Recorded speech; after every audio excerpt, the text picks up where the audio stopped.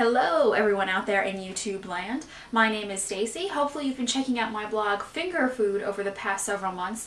Now we're going to do something even more exciting. We're going to bring you webisodes here on YouTube of things that I create in my kitchen. So we're very excited, and this is the premiere webisode. And for our first installment, we're going to make some chocolate mint fudge. Alright, so I live in a tiny studio apartment in New York City. My kitchen is about the size of a shoebox. So normally when I am about to start baking or cooking anything, I'll gather up all the ingredients and put them on a table on the outside perimeter of my little kitchen. Well, today that's not necessary.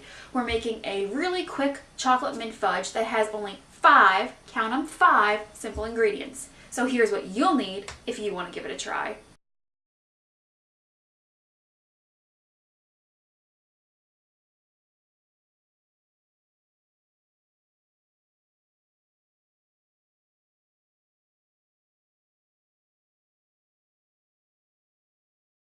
So basically all we have to do to make this chocolate mint fudge is melt some chocolate. And in order to do that, you're going to need a double boiler. So that's what we have here on the stove.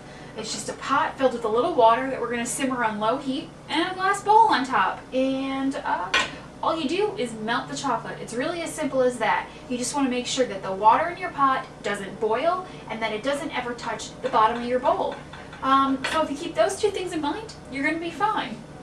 So the first thing you want to do is take a cup of your sweetened condensed milk and add that to your glass bowl.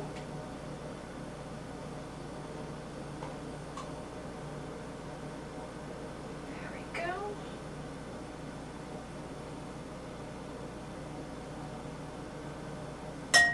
And to your sweetened condensed milk, go ahead and add the 12 ounces of chocolate chips. And now we're just going to stir until melted. Once your chocolate is just about melted, you want to add 2 teaspoons of vanilla. So we're going to add that right now and then stir that in. 1 and 2. You want to make sure you have one 9x9 baking dish lined with wax paper. Now you'll see my edges are kind of messy and it's not too neatly done. That's because I'm going to want to pull out the fudge after it's set and I want to be able to easily grab it. So these messy sides are actually perfect for that. And now we're just going to put half of the chocolate fudge mixture, I guess you could call it, in the bottom of the prepared baking dish and spread it out evenly. Now, some of you might get your base layer to look neater than mine, and more power to you. I wish I could. Neatness, not one of my strong suits. But the chocolate base layer is ready, and now on to the white.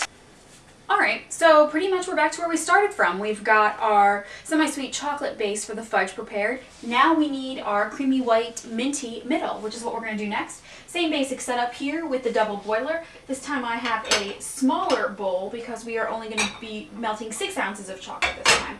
So small bowl, some water. We're going to use up the rest of our sweetened condensed milk that we had opened before. You're just going to add the remainder of that to your bowl. Want to make sure you get that all out. This is going to be the middle layer of our fudge. Now this time, rather than 12 ounces, we're only going to use 6 ounces of white chocolate chips. So you can just put half the bag in to melt. Alright, so that's in there, and we're going to turn this on low and let the chocolate melt.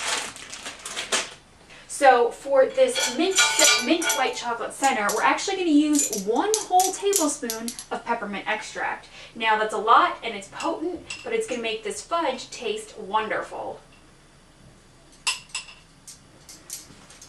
So our white chocolate layer is ready to go, and we are just going to dump that on the chocolate layer. And once that's all out in the pan, we're just going to smooth it out over the chocolate layer. And we're going to have this lovely chocolate and mint combination. So you can see our white peppermint chocolate layer has been smoothed out on top of our semi-sweet chocolate layer. We're going to let that cool a minute, and then we are going to add the remainder of the chocolate. So we have a nice peppermint fudge sandwich. The leftover chocolate I had, I just put a little heat under it to smooth it out a little bit, and we are going to now add that to the top of this fudge. It's going to be the final layer. Alright, so I'd say this is about done. It's all smoothed out. We have the base layer of semi-sweet chocolate with a middle white chocolate peppermint layer topped off with another semi-sweet chocolate layer. So we're just going to let this set and then we'll cut it up and give it a try. Yum! As you can see here, our fudge is completely set and ready to go. So all we want to do now is trim it up so it's a little prettier to present. I'm actually going to be taking this to a friend. She's letting me stay at her place, so I thought it would be nice to bring her something a little homemade. So we're just going to pop the fudge out using the wax paper as kind of a grip and put it down here on our table.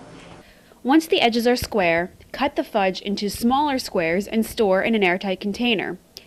And those rough edges make great quality control or snacking pieces for you. Enjoy!